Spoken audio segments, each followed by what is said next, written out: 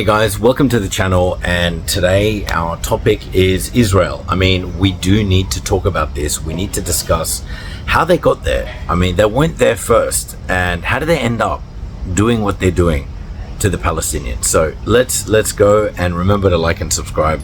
So for all of you that don't know me, my name is David Gulasi. I lived in China for over 12 years. I'm also a published author, and so let's go. Now, let's talk a little bit about Israel. How do we get here? How did a conflict that dominates the global headlines in 2025 begin, right? And why does it still burn? Why is this topic so deep? Well, to understand what's happening today, you need to go back, not 10 years, not 50, but over 100. Because this didn't start with Hamas or Netanyahu or rockets. It started with a promise, a plan, and a people without a homeland, and a people already living on that land. So that's what we're going to talk about. So in the early 1900s, the region we now call Israel was under Ottoman rule. So the British rule after World War I, right? Back then it was called Palestine, and it was home to a mostly Arab Muslim population with Christian and Jewish minorities. But during this time, a political movement called Zionism was rising. Its goal? To establish a Jewish homeland after centuries of persecution in Europe and Russia, mind you, not just Europe, but also Russia, and rising anti-Semitism. Now, many Jews believed they needed a nation of their own, and they chose Palestine. Well, that's what they chose.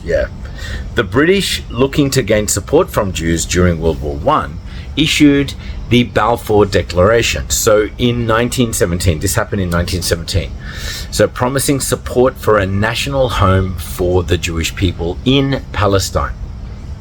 They also promised independence to the Arab population. This was the first double dealing move. So a broken promise baked into the foundation. Jewish immigration began to rise, especially in the 1930s, as Jews fled Nazi Germany. By 1947, tensions exploded. Arabs saw more and more land being bought and transferred. Clashes, riots, and violence erupted between Jews and Arab communities.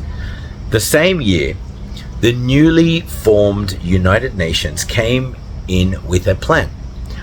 Partition Palestine into two states, right? Two, one Jewish and one Arab. So Jerusalem would be international. Jews accepted the plan. Arabs rejected it.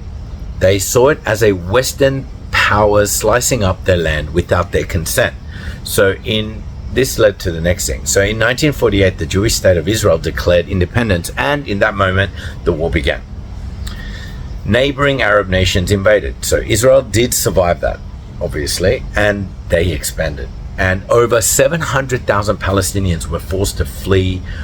They were expelling entire villages. They were wiping them off the map.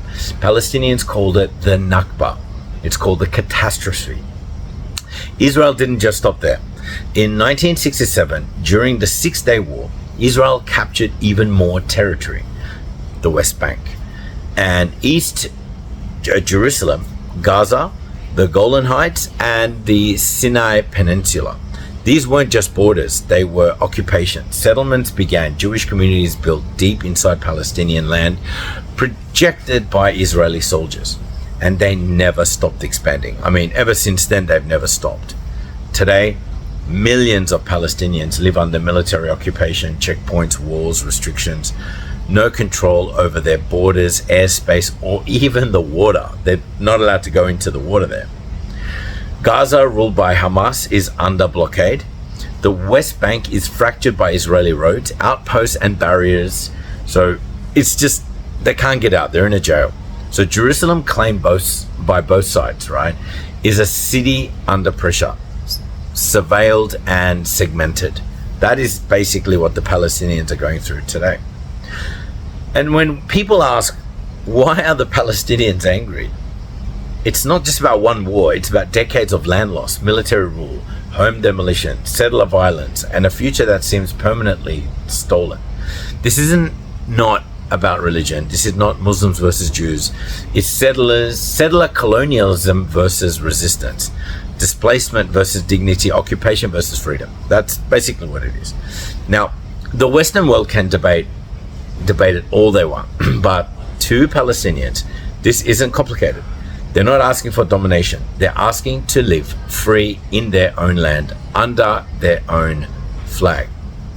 And until this is addressed, until the occupation ends, peace won't come.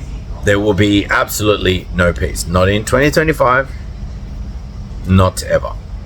And that, my friends, is what's happened and happening in the region.